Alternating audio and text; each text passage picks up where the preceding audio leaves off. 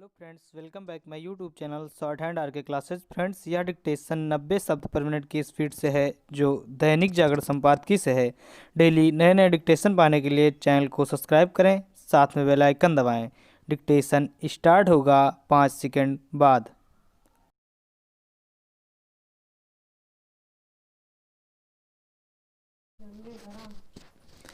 Start. साहित्य के मंचों का इस्तेमाल किस तरह सस्ती राजनीति करने के लिए होने लगा है, इसका ताज़ा प्रमाण है कांग्रेसी सांसद शशि थरूर का लाहौर साहित्य उत्सव में यह कहना कि भारत के मुकाबले पाकिस्तान ने कोरोना पर नियंत्रण पाने का काम कहीं अच्छे से किया।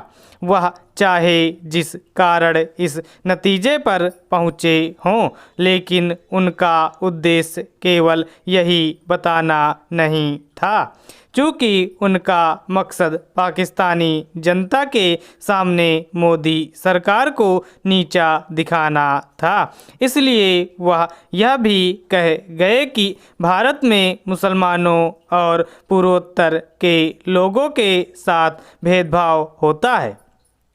उन्होंने मुसलमानों से भेदभाव के अपने आरोप को सही बताने के लिए तबलीगी जमात का उल्लेख किया तो पूर्वोत्तर के लोगों को चीनियों की तरह दिखने वाला बताया।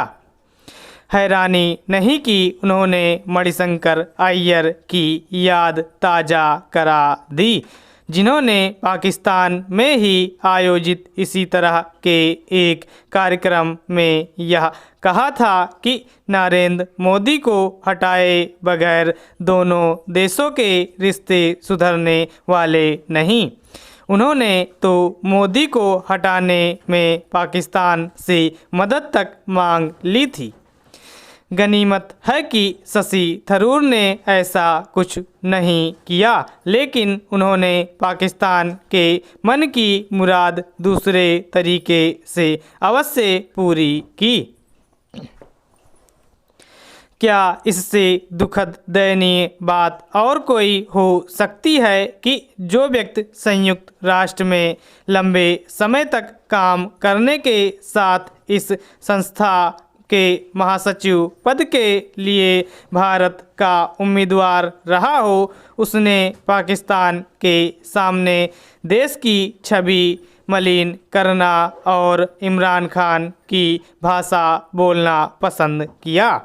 यह केवल घटिया राजनीति ही नहीं, क्षुद्रता की पराकाष्ठा भी है।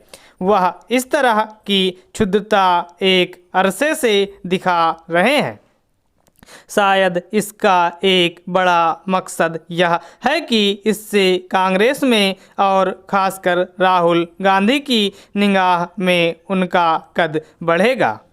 उनकी ताज़ा हरकत से उनके चाहे जिस संकीर्ण राजनीतिक स्वार्थ की पूर्ति हुई हो, लेकिन एक बुद्धिजीवी नेता के तौर पर उन्होंने अपनी गरिमा अपने हाथों गिराने का ही काम किया है। कम से कम अंतर्राष्ट्रीय राजनीति से भली तरह परिचित उनके जैसे लोगों को तो यह बुनियादी समझ होनी ही चाहिए कि किस मंच पर क्या बोलना है और क्या नहीं।